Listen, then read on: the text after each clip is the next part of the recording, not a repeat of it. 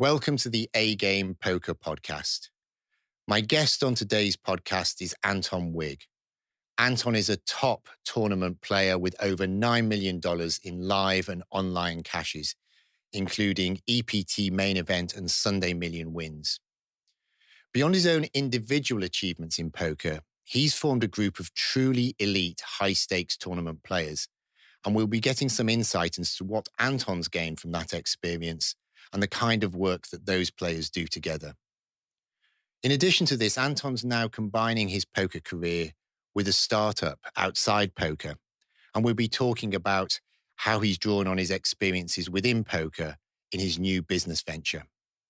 So let's talk to Anton and share his insights. First of all, welcome, Anton. Great to see you again. How's things?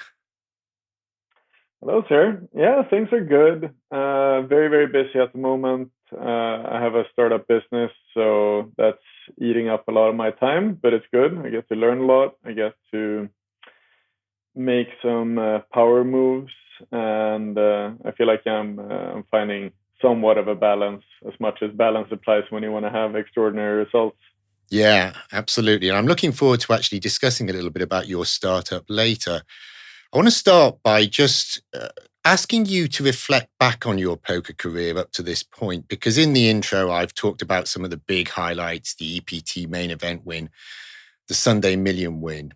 But I just want to look a little bit beyond that and ask you to just reflect on the moments where, looking back, you really felt that you moved forward. Maybe they were realizations, maybe they were new habits, maybe there were different directions you took. Just have a little think about that and just share with everybody what you think really took you forward towards the success which we now know you've enjoyed.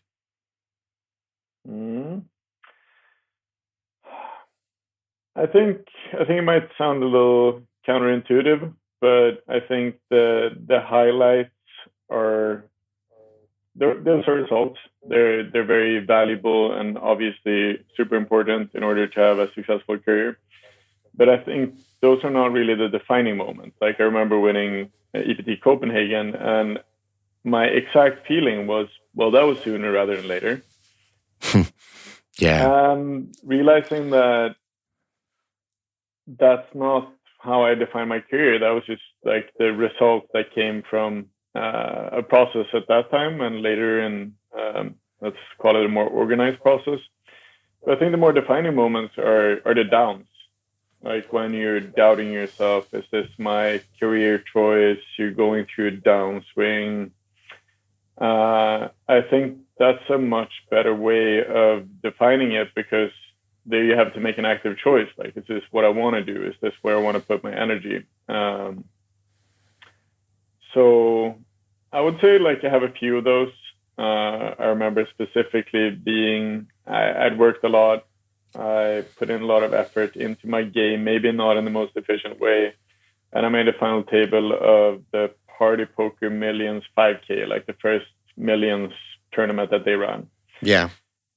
So obviously, like, expectations are high, a lot of money up top. And first hand on the final table, like getting kings versus queens and lose and just bust from like being in third place, and instead of being big chip leader and being in a very good position, I missed out. And it was one of those moments where I just had to like give up for a day. And I usually don't do this, but like I was at home, my girlfriend's, like, I literally like fell to the floor. and it was a good moment, because taking that day off to reflect and see, is this like what I want to do for myself, and coming to the conclusion that yes, this is actually motivating me. As sick as that might sound, like, obviously that's a very painful moment, but it does define you in how you deal with that. And I think over time I've grown more resilient. I remember bubbling one of my first 25Ks in Florida in the most brutal fashion. It was like 13 all-ins before it was like my turn. And I ended up losing the pot with like a good situation to like triple up 40-60 or something like that. And at that point, I was ready for it. I just tapped the table. I gave everyone a smile at 4 a.m. in the morning and said good luck. And I went up to my room, and then I gave up. Yeah, absolutely. This is really interesting because I think how you progress as a professional poker player, and I think this is very true in tournaments, is defined largely by how you respond to downswings, far more, as you say, than the successes, because the successes, pretty well by definition, are few and far between. And it's the ability to stay in the game and improve during those downswings, which really defines the difference between who succeeds and who doesn't. Could you talk a little bit more about how you responded? Maybe there were things you did in terms of improving your technical game. Maybe there were ways you frame things mentally. Could you just talk a little bit about how you responded? You've talked at a general level about how you were like, no, I want to get up again and I want to fight. But were there more specific steps you took during those phases? Because I'm guessing there's probably more than one downswing in a career which has lasted as long as yours has. Yeah, sure. I mean, I think everything works in iterations in a sense. I think like that's a part of the journey that you're on, and especially being in something like MTT poker, like all you have to do is run one of these variance calculators and see what is your outcome given your BB100 win rate, et cetera, et cetera. And no matter how big your win rate is, there's always that one line that goes down, and it's just like, that is an undesirable result. You could be the best player in the world and you could have the most undesirable result just due to the fact that there's a lot of variance in the game. So the way that I like to think about it is iterations or upgrades, if you see it like that. Taking the collective experience from this round and then mapping that towards people that has, say, a better process, that has access to more information, finding people that are better than yourself in certain areas and then trying to learn from them, I find is a very good way to at least get a good gauge of what it's up to that next iteration. And I think that is one of my strengths. Like I always look to people and I don't look to see that they are quote unquote better than me, but I do think that they have skill sets that I don't yet possess, right? So looking at very successful people and seeing what makes them so great. You know, is it the way that they move? Is it the way that they take in information? Is it their presence? Like all these things, and being able to like observe, identify, and then of course like integrate as you wish. I'm not saying that you should like push yourself to do all these things at once, but it's good to be curious, right? Absolutely. I mean, we're going to talk later about the group of MTT players who you've formed. And you, probably more than anybody I know, have more systematically looked to bring in a network of people who can all add to each other's sum of knowledge, be it mentally, be it technically, and frankly, holistically about your entire way of approaching the game. I think we're going to get some important insights there. What you've said really leads me very neatly into really what's the theme of this podcast, which is mindset. And I just want you to talk about your view of the importance of the mental game of poker as opposed to the technical skills, how we play our ranges, etc. Just talk to me a little bit about, you know, how you see that, when you realized it was important, and what you've done to upgrade yourself in that regard. Yeah, it's a good question. I mean, in my experience, everything is mindset or everything is consciousness. Per definition, whether you're waking or asleep, everything goes through your brain. So just to kind of lay the foundation, if you can manage that, then you have a really good base for adding on knowledge. If you don't have that in order, if you don't have your own mind in a place where you can access that type of thing, that's going to be a very it's going to be a process that has a lot of friction, right? So, you know, I always use the visualization of your brain as a computer, which coincidentally they did model computers after brains. Yeah. And just thinking about it in that way, you know, like software, hardware, Even a computer cannot do multiple things at once. I mean, maybe quantum computing will be able to solve that problem, but you have to think about things in processes and making sure that the hardware works, so your body, and that the software works, and that you continuously find ways to upgrade that, install that new cool software that you're looking for, and also be able to utilize it. Unfortunately, it's not like the Matrix. You can't just like download and know Kung Fu in 2-3 minutes or faster than that. But there are definitely techniques where you can access that type of information quicker, and that's the type of iterations that I was referring to. Yeah, this is interesting. I've been reading or rereading. I think it's called The Alter Ego Effect by Todd Herman recently, and he uses this idea of creating a particular alter ego for ourselves because we bring different elements of ourselves into different fields of play.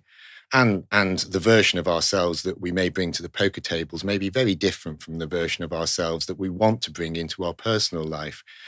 And the idea of actually visualizing ourselves as something different, something appropriate for that field of play, is actually a really powerful idea. And that technique is something I certainly use with my clients. And I'm actually taking a lot further. I've had clients visualize themselves as Japanese cartoon sort of warriors in certain situations, guys who maybe have trouble being aggressive at the tables.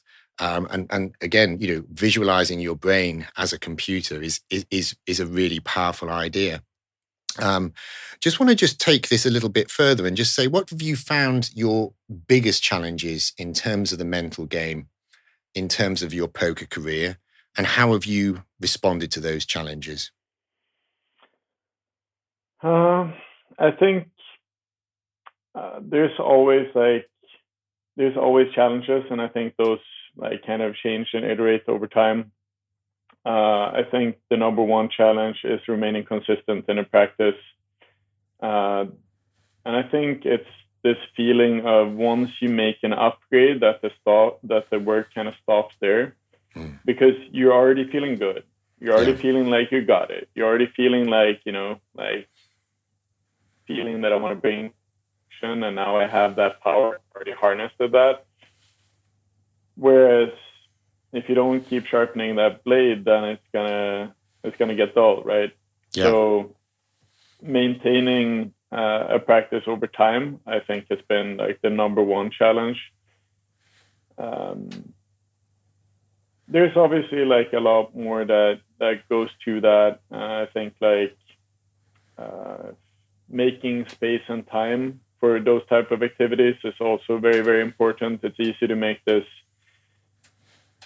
mistake, and as I'm in a leadership position in certain aspects, I do try to provide this service for the people that I work with and tell them that if you need rest for a day, that's something that you need to take for yourself, because the net result of you showing up and putting in work that might still be high quality, by the way, but pushing yourself outside of your boundaries, pushing yourself and forcing yourself to do it, that's actually going to render pretty dire consequences long term. And obviously the really bad results, if you get depressed, burned out, you start hating your job, or you start hating the things that you do because you've punished yourself so much that's going to be something that gives you an automatic response of, I don't want this, I don't need this. Yeah. So that's just to mention a couple of those things. But I would say that those two are very central. That's the last point is particularly important and arises so much with highly driven type A, high achieving people. And, I'm thinking across all of the sectors of clients I work with, but it's really common with poker players. They've got a passion for the game. They've got a passion also to improve, but recovery and a little bit of fun in their lives is often the first thing they throw under the bus. And it actually becomes an enemy to their progress. I mean, what we know from the study of flow psychology is that there are 4 stages to the flow cycle, and the struggle, which for poker players is often study, that hard work you do to keep improving at a technical level. There's release, which is often simply a case of when you are studying, giving yourself time to just allow your brain to process what you've studied and just going for a walk. There's the flow phase. And what we know happens in the flow phase is that there are certain neurochemicals driven to the brain which drive high performance, dopamine, norepinephrine. But absolutely critical is the final phase, which is recovery. And that actually replenishes those neurochemicals. And if we just keep trying to go to the well with no breaks, with no proper recovery, those neurochemicals can't be replenished. And therefore, hoping to hit those high performance states continuously without a proper break is an exercise in futility. But it's something, time and again, you have to persuade the type A personality to actually work harder on their recovery. The guy who's written a really good book on this recently, Stephen Kotler, written The Art of Impossible, talks about recovery being a grit skill. And I absolutely agree with that. It's something where you have to buckle up and say, hey, I'm going to back off. I'm going to back off the hard work here, and that will actually improve my importance. So and I know, you as somebody who really is committed, has the work ethic, has that been a bigger challenge for you than maybe even the hard work phases at times? I think yes and no. I think for me personally, yes, definitely. But then I also have teams to look out for and to tend to their needs. So it's a good way of me kind of keeping myself in check, because I don't want to end up being a hypocrite. I want to practice what I preach, and therefore having accountability is a really nice way to keep reminding myself of that. It's obviously still an ongoing challenge. I do have a tendency to push, but I'm working with a lot of great teachers, you included, and working with them is also a good way to fact check myself. As simple of a task as saying how many hours do I want to spend on certain activities each week, and then mapping that and saying what would that end up being in, say, a general work day for me. Yeah, it's a good way of getting that overview, and I think that's one of the things that we generally lack, is this understanding of how important it is to zoom out and see the bigger picture. It's much easier to motivate the action of taking a step back than it is you saying no, I got this, right? I can do all of these things. I want to do all of these things even. Yeah. But at the end of the day, that might be very unrealistic. And as I'm adding on knowledge, there's also a lot of great books on this. The One Thing, Essentialism, is two books that comes to mind that are treating these topics and saying that if you want to get extraordinary results, you have to have an extraordinary process. And of course, that requires hard work and dedication. But even more important is that you're focusing on the task that you should actually be doing and not spreading yourself thin, because quality will suffer. You will not end up getting the results that you want, basically, to sum it up. Yeah, for sure. I mean, the art of saying no is really important, and stripping things down to what really moves the needle, both in terms of your poker study and in terms of everything else you bring into your life. That is a real skill, and it's a hard one to master. And we spend time talking about this. I spend time talking about this with a lot of clients. Okay, Anton. So you've actually referenced working with other players, and it's interesting. I mean, there are lots of benefits to this, and you've actually interestingly highlighted another one, which is almost it helps you keep accountable in terms of your own habits. You created really an elite group of MTT players. It's called MTT Workout. And you went a lot further than a lot of people go in this situation. I mean, there's lots of people who have informal collaborations with other, high quality players, but you've gone a lot further. You've actually created a group with a structure, with a philosophy, with very specific programs. I'd like you to just tell me a little bit about, what motivated that and what the philosophy you bring to it. Well, to begin, the motivation was actually that Party Poker Millions hurtful final table. I was on a final table with John Van Fleet, Ape Styles, and after that, he offered to together review our tournaments together and create some content based on it. And going into work with John was eye-opening because of the way that he processed information, the way that he used modern tools in order to get quick answers to questions. So I realized that the way that I've been going about this by, doing my regular process that I had prior to it just wasn't enough. I saw someone that had a much more improved process. And so after giving up for a day, I think the very first thing I identified was that I don't want to do this by myself.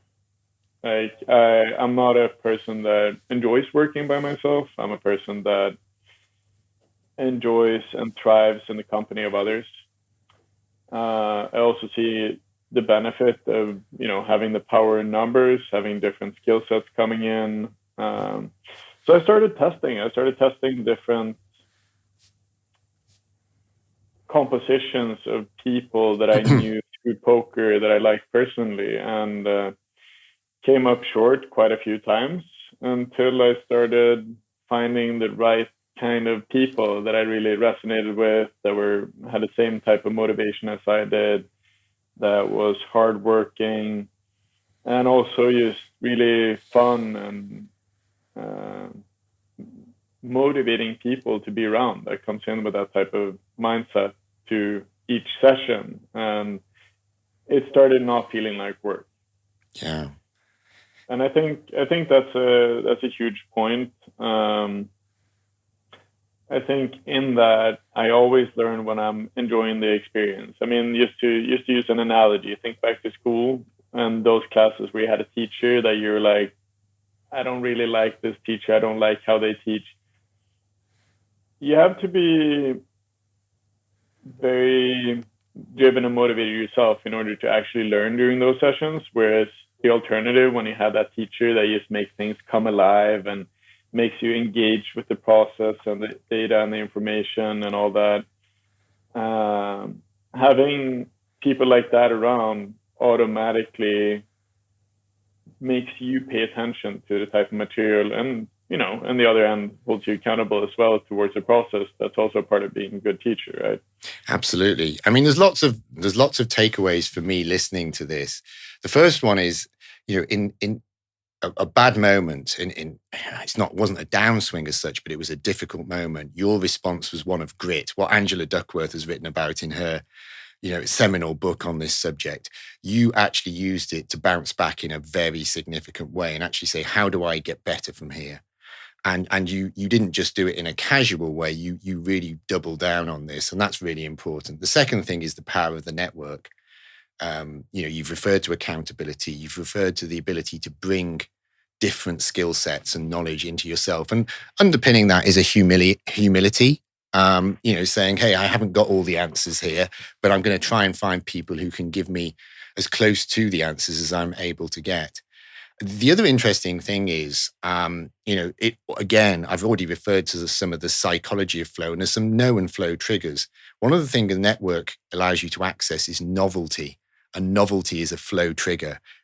Being able to study with different people bringing new ideas is actually going to make it more likely you can create a state of flow. And another flow trigger is immediate feedback. It's well known from studies that the profession which has the greatest skill retention and development is surgeons. And the work that's been done on it has shown that the reason for that is immediate feedback. Now, the immediate feedback for a surgeon is pretty brutal. You get it wrong on the operating table and somebody dies very often. But one of the things that you can create with a group like you've got is this ability to say, hey, here's my ideas about how to deal with this spot. What do you think? And if you've got people at the kind of level you're dealing with feeding back into you, it's going to sharpen your game up when you speak to them, because you want to show your best face, right? And it also means the quality of the feedback's fantastic. So this group you've created, I mean, tell me a little bit more. I mean, do you feel a palpable improvement in yourself since you've form the group? Yeah, I mean, a lot. I think for me personally, it's been really rewarding to work with a group of individuals that are of the same type of mindset, that always helps pushing each other, that keeps showing up for each other. It's been very rewarding for me personally, being in a position as a founder of this group and someone that deals to a large sense with, to a large part with communication, with management type of issues. I wouldn't say issues, I guess.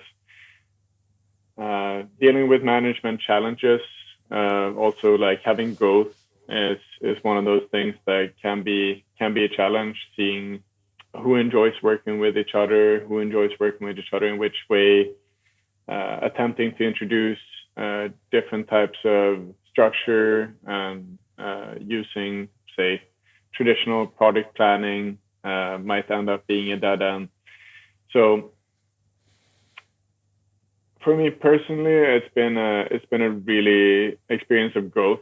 I've had to adapt. I've been privy to a lot of feedback from the team. My job is then to translate that into a vision. It's not my vision; it is the team's vision, and we're doing this together. This is not a for-profit organization. It's not a corporation. It's a cooperative effort to keep trying to improve, and that goes beyond poker as well. That goes in terms of being friends, in terms of having a team dynamic, in terms of doing team building exercises, and having the resources available so that we can excel in this field. And that's just not just on a technical level, it's also in terms of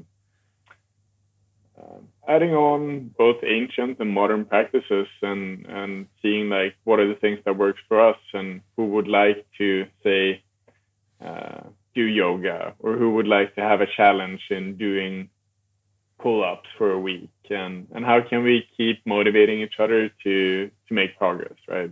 Absolutely. Absolutely. And one thing that really strikes me about the way you've gone about this is you really are reaping what you sowed. Because, as I say, I mean, there's plenty of people out there who may say, okay, I recognize the power of having some kind of feedback, having a study partner, and they maybe meet up once a week and go through a few hand histories and so on. But the way you go about it is so much more systematic. And you've just described some of the benefits of that. And I would really say to any poker player out there, being part of a network, why not try and do this yourself? Try and create a network where you are systematic about your improvement, where you're not just looking at hand histories once a week and saying that looks standard, bro, kind of thing. Let's actually dig deep and try and improve, give each other some feedback, maybe make presentations to each other about certain spots, and also talk about some of the other things you've touched on: mindset, physical improvement. And on top of all of that, you've highlighted another one, and I've seen it from some of the players who I know, who you work with, and there is this great social element. When you guys are out in Vegas, it struck me that this was a really happy place for you to be. It was, you were playing your poker, but you were enjoying each other's company. 100%, and I mean, like, that's also one of the big benefits of being in my role, is that I do get to sit down with these guys, like every step of the way, from meeting someone to thinking about them as a possible recruit to getting to know them. I do have the luxury of asking them to do a SWOT analysis, which is, by the way, a really great exercise for everyone out there. You just Google SWOT exercise and sit down and take a few minutes for yourself to do one. I can't recommend it enough. It goes into the same category as this, getting a clear overview. So you can zoom out a little bit. I think it works in pretty much every type of actionable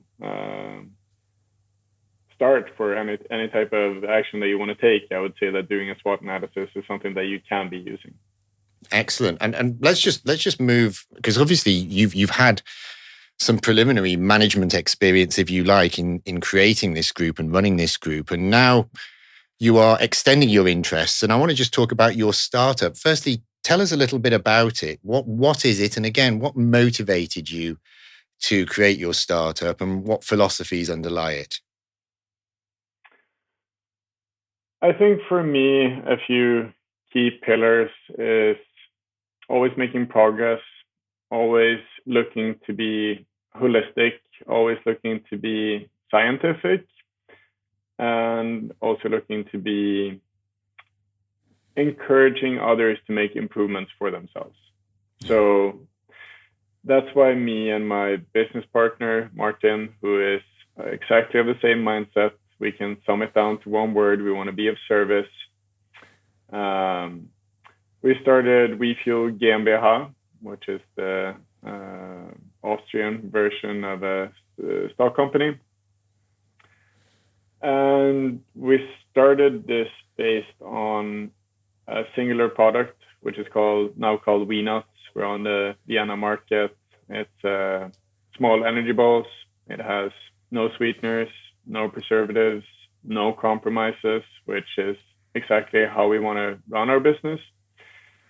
While also being, 100% organic, making sure that we source our materials from the best possible suppliers that we have available, and thinking about nutrition not by reinventing the wheel, rather going further back and also looking at new research and data and saying, how can we improve this? How can we product test in a way that is coherent with modern day science without having to introduce a lot of these artificial elements that may or may not be harmful to you. There's a lot of sunk cost in those type of propositions that we just don't know for sure. We do know for sure that some of them are very harmful. I don't want to make too big claims publicly as yet. That's a part of our research that we're continuously doing. But I think thinking about nutrition, mindset, performance in a more holistic way makes sense. And that much I can say with confidence that this is how those things work. So for us, we're just not satisfied. We're not satisfied with the current market, what the current market is offering us. And since the solutions aren't there, I'm not going to sit around and wait for it. Neither is Martin, my business partner. We're going to go out there and create them. And I think that's the heart of the company. This is fantastic. And by the way, I mean, I've looked into Anton, your product, and it's definitely something I'm going to be recommending to clients. I mean, I know that good quality nutrition is something poker players can struggle with at times, particularly MTT players, because there's very little time between, the 55-minute block, but actually being able to, reach out and grab something which is going to tick the boxes in terms of nutrition, be healthy, give you the right sources of energy. That's actually a real value. And I know from your own approach to health that you really do practice what you preach. So anybody interested, do look in the show notes. There's going to be a link there. So Anton, you've touched on mindset coaching in some of your previous answers. I just want you to share with everybody how that's worked for you, where you've used it, what the benefits have been, and what your overall experience of it is. I've over the years had a lot of coaching with different types of coaches, both physical, mental, organizational, and you know who you are. I'm very, very grateful for being able to work alongside you, for being able to access the type of information that you have, and also for how my coaches and teachers have allowed me to see and discover parts of myself that I might not have been privy to if I didn't have the techniques to go deeper, to see these parts inside that might be, let's call it like you find yourself in a room of mirrors and you think you see the entire room. And then you move in that room and you realize that there's so many angles to it that the job is to kind of like see as many of them as possible and form as clear of a picture of yourself as possible. So I like using that as an analogy to, you have people coming and pointing in the direction of like, hey, that's where you should look, or like, that's how you should piece this together. So my teachers and my coaches, they've, I think, done a really good job of pointing me in that direction and making me realize that for myself. I think that's a very combining factor of the skill sets that people that are working in that capacity and that has a clear drive to help others. That's been a very consistent thing with the people that I work with. They're always looking to give their best and to assist you in that journey, right? And the results that comes out of that can be mind-boggling in this case. Like like I've lived my entire life and I thought I had all these things figured out, and then I have an experience that kind of puts that into question. And for me, that's not a scary thing. That's a really great revelation for me, because then I can do something with that. I have visibility, right? I have clarity. I have the tools that I need to start that part of my journey in order to be the best version of myself. And I'm motivating that in the, I guess, like in the Buddhist sense of suffering, and that's not in Buddhism. It's a matter of fact. It's not a bad word. It's not a negative. It's just, you're born, and then it's not just you and your mama's belly anymore. It is you, and it is the rest of the world, which is how we exist. We exist in the eyes of others. So yeah, working with coaches, I think, is a very good way to make these type of revelations, and in turn taking actions and making adjustments, and being able to do that in a much quicker way, and also with the support to guide you to become a more coherent and clear version of yourself, if that's your goal. And that's my goal. So. Absolutely. I mean, you've touched on a key point there, which is the old saying, we can't read the label if we're inside the jar. And, definitely poker did me lots of favors, but one favor it did me, it made me really realize that I didn't spot my own mindset leaks, and getting a performance coach. And I still have a performance coach myself to this day. It was really valuable in opening that up. So I really love your hall of mirrors or room of mirrors analogy. Well, thanks for sharing that, Anton. That's great. Anytime. And I mean, thank you for assisting me in this quest of self-actualization. And, I'm very grateful for that. I've loved working together. I have had these revelations in a sense, and I think to your credit, you're a person that is very perceptive. You've always been able to assess what I need rather than what you need, and I think that's one of the things that I really highly value with you as a coach. You do have a astute sense of what your client needs, and you're able to provide and bring that. You're able to translate that into actionable steps that I, as the subject in this case, can actually utilize it and make progress. Well, thank you so much for those kind words, Anton. You got it.